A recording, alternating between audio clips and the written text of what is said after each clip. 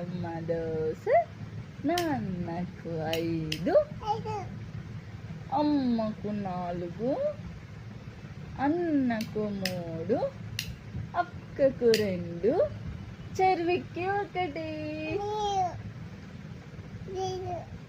చెర్వికి లేదా? దోశ లేదా చెర్వికి?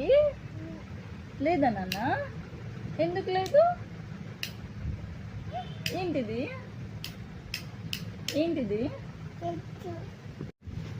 దోశ నాన్నకు 5, అమ్మకు 4, అన్నకు 3, చెల్లికి 2, చెర్వికి 1.